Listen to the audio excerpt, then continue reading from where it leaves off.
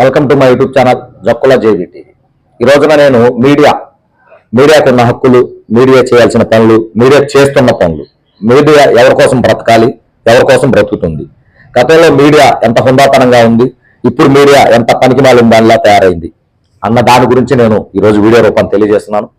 ఎందుకంటే నిన్న సంఘటన చూసాం, మోహన్ బాబు గారి కుటుంబ కలహాల గురించి. ఆ కలహాల్లో వెళ్ళటం, మీడియా మిత్రులు వెళ్ళటం, అతని ఆవేశంతో దాడి చేయటం, అతనికి దెబ్బలు తాగటం, ఏదో ప్లాస్టిక్ సర్జరీ చేయాల్సిన పరిస్థితి రావడం, రకరకాలుగా చూడటం జరిగింది. దీని మీద న్యాయపరమైన చట్టపరమైన చర్యలు ప్రభుత్వాలు తీసుకుంటారు, న్యాయస్థానాలు తీసుకుంటాయి. అది పక్కన పెడదాం. ఎందుకంటే చట్టం, న్యాయం తన పని తను చేసుకుంటూ వెళ్ళిపోతుంది. కాబట్టి బాధితుడు బాధ పెట్టినవాడు, వాళ్ళకి శిక్షలు రకరకాలుగా ఉంటాయి. కాబట్టి దాని గురించి అంత లోతుగా నేను వెళ్ళదలుచుకోలేదు. నాకు దాని గురించి చెప్పేంత పరిజ్ఞానం కూడా లేదు. కానీ మీడియా చేస్తున్న పనులు, మీడియా చేయాల్సిన పనుల గురించి నేను మాత్రం వివరిస్తాను. వాస్తవంగా మీడియా అంటే భారతదేశంలో ప్రతి ఒక్కడు వాడి విధులు వాడు నిర్వర్తించడానికి, ఎవడైనా అలసత్వంతో ప్రదర్శిస్తే వాడితో పని చేయించడానికి నీతిగా నిజాయితీగా పనిచేసిన జర్నలిస్టులు ఉన్నంతకాలం చాలా సవ్యంగా సాగింది మీడియా. జర్నలిస్టులు నీతిగా నిజాయితీగా బ్రతికినంత కాలం చాలా సవ్యంగా సాగింది. సామాన్యుడికి రావాల్సిన ప్రతిదీ సామాన్యుడి గడప ముందుకు వచ్చింది. ఎందుకంటే గన్ను కంటే పెన్ను బలమైనది. ఆ పెన్ను రాసే రాత ఒక సామాన్యుడి తల రాత. పెన్ను మామూలు విషయం కాదు. అది రాస్తుంది భారతదేశంలో పేద ప్రజలు ఎవరైతే ఉన్నారో, అన్యాయానికి ఎవరైతే గురవుతున్నారో, వివక్షకి ఎవరైతే గురవుతున్నారో వాళ్ళందరి తరపున పెన్ను గీసే గీత వీళ్ళ బ్రతుకులు మార్చేంత శక్తి కాదు.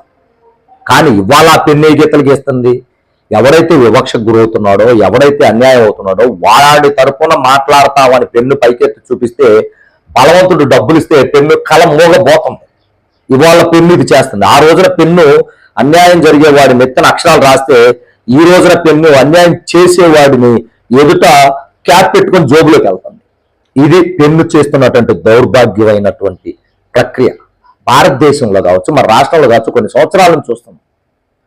మీడియా మరి ఎంత దరిద్రంగా తయారైందంటే, వీళ్ళకి కావాల్సింది ఏ హీరోయిన్ ఎవరితో ఎఫ్ఐఆర్ పెట్టుకుంది, ఏ రాజకీయ నాయకుడు ఎవరితో ఇచ్చేస్తున్నాడు, ఏ సినిమా యాక్టర్ సినిమా ఫ్లాప్ అయింది, ఏ సినిమా యాక్టర్ సినిమా హిట్ అయింది, ఏ సినిమా యాక్టర్కి కొడుకు పుడతండు. మరి మనం ఈ మధ్య చూసాం, హాస్పిటల్లో ప్రసవం జరుగుతుంటే 10 గంటల ముందు 4 గంటల ముందు హాస్పిటల్లో ఎదురుగా మైకులు పెట్టుకొని కూర్చొని ఆ శుభవార్త లేక అబ్బాయి అమ్మాయి వినటానికి పడిగాపులు రాసే దీన స్థితిలో బ్రతుకుతుంది మీడియా. అంటే సిగ్గు ఉండాలి. భారతదేశంలో కావచ్చు, మన రాష్ట్రంలో కావచ్చు సమస్యలు లేవా? మోహన్ బాబు కుటుంబంలో తన్నుకుంటే వాళ్ళ ఆస్తుల పంపకాలు తగాదలు అయితే దానికి మీరు పోయి ఏం చేస్తారు? అంతకంటే దారుణమైన సమస్యలు ఉన్నాయి ఈ రోజున ఆంధ్రప్రదేశ్ రాష్ట్రంలో. వ్యవసాయ రంగం సర్వనాశనం అయిపోయింది. వ్యవసాయ కూలీలు సర్వనాశనం అయ్యారు. సామాన్యుడి బ్రతుకు అధోగతి పాలైంది. రేషన్ మాఫియా, ప్రతి చోట దోపిడీ, దుర్మార్గాలు విచ్చల విడిగా జరుగుతుంటే వాటిని చూపించడానికి వీళ్ళకి చేయరాదు. ఎందుకంటే అవి రాయటానికి పోగానే వాళ్ళ దగ్గర నుంచి డబ్బులు ఇస్తారు, జోబులు వేసుకొని సైలెంట్ కూర్చుంటారు. మీడియా మీ పని మీరు చేస్తున్నారా?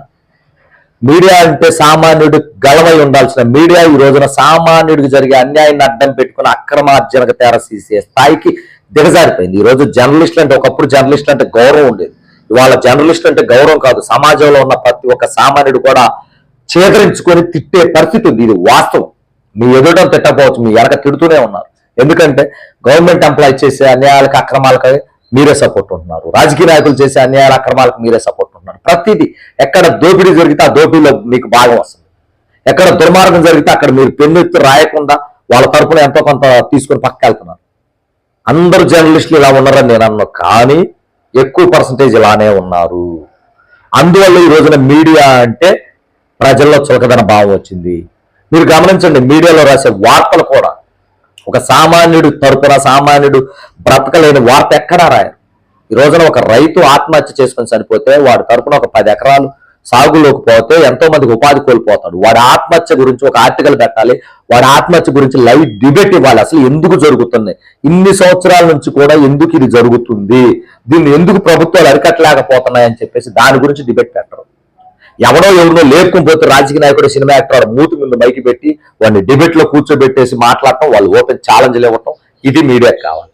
సిగ్గుండాలి. మీడియా ఎవరైతే మెయింటైన్ చేస్తున్నారో వాళ్ళందరికీ నేను ఒకటే రిక్వెస్ట్ చేస్తున్నాను, మీడియా అంటే పేదవాడి గొంతుక, అన్యాయానికి గురయ్యే వాడి యొక్క కలం బలం, అవి కాకుండా పేదవాడి తరపున కాకుండా పెద్దోడి తరపున ఏ రోజైతే మీరు మాట్లాడటం మొదలెట్టారో ఆ రోజున రాష్ట్రంలో ఉన్న మీడియా అంతా చచ్చిపోయింది. రాష్ట్రంలో ఈరోజు జర్నలిజం లేదు. రాష్ట్రంలో ఈరోజు పేదవాడి తరపున మాట్లాడే ప్రెస్ లేదు. రాష్ట్రంలో పేదవాడి తరపున మాట్లాడే టీవీ లేదు. ఇది కేవలం దోపిడీదారులు, పెత్తందారులు వాళ్ళకి సపోర్ట్ గా ఉండి వీళ్ళు దోచుకోవటానికి, సమస్యలను అడ్డం పెట్టుకుని దోచుకోవటానికి ఉపయోగపడే మీడియా ఉంది తప్పితే పేదవాడి తరపున మాట్లాడే మీడియా లేదు. ఎంత దౌర్భాగ్యంగా ఉందంటే ఈ రోజున మీడియా. ఎవడన్నా పేదవాడు నిజంగా నాకు అన్యాయం జరిగిందని మీడియా ముందుకెళ్తే ఆ మీడియా అన్యాయం చేసిన దగ్గరికి వెళ్ళేసి వాడు నా దగ్గరకు వచ్చాడు, నువ్వు లక్ష ఇస్తే నేను, లేదా నువ్వు డబ్బులు ఇస్తేనో, నువ్వు నాకు ఏ రకంగా లబ్ధి జరిగితేనే నేను అది రాయకుండా ఉంటాను, లేకపోతే నేను రాస్తాను అన్నాడు. ఆ రకంగా కూడా వాడి బాధను క్యాష్ చేసుకునే అంటే దుర్మార్గం, దీనమైన స్థితిలో ఈ రోజున మీడియా ఉంది మన ఆంధ్రప్రదేశ్ రాష్ట్రం. ఒకసారి గమనించండి, మీడియాకి మళ్ళీ జవసత్వాలు ఇవ్వండి. నిజమైన జర్నలిస్టులు బయటికి రండి, నిజమైన మీడియా రండి. భారతదేశం మళ్ళీ సస్యశ్యామలంగా వెళ్తుంది. ఆ దిశగా మీడియా పనిచేయనంత కాలం, సామాన్య ప్రజల గురించి ఆలోచించినంత కాలం, రాజకీయ నాయకుడికి ఏ కొడుకు పుట్టాడు, లేకపోతే సినీ యాక్టర్కి ఏ కొడుకు పుట్టాడు, ఎర్రస చందనం స్మగ్లర్ గురించి ప్రచారం చేసినంత కాలం, ఇలాంటి మీడియా ప్రచారం చేసినంత కాలం మన భారతదేశం, మన రాష్ట్రం ఇలానే దిగజారిపోతూనే ఉంటుంది.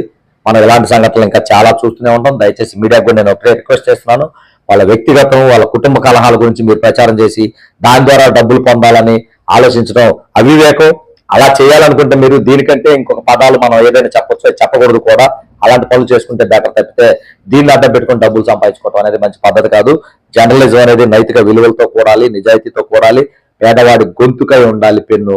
అలా కాకపోతే పేదవాడికి అన్యాయం చేసింది రాజకీయ నాయకులు అయితే వాళ్ళతో పాటు మీరు కూడా చేస్తూనే ఉంటారు. కాబట్టి ఎప్పటికైనా మీడియాలో ఉన్న మిత్రులందరూ మారతారని, నవ సమాజ స్థాపన కోసం కృషి చేస్తారని మనవి చేసుకుంటూ, నా వీడియోలో ఏదైనా తప్పులు ఉంటే నన్ను క్షమించండి.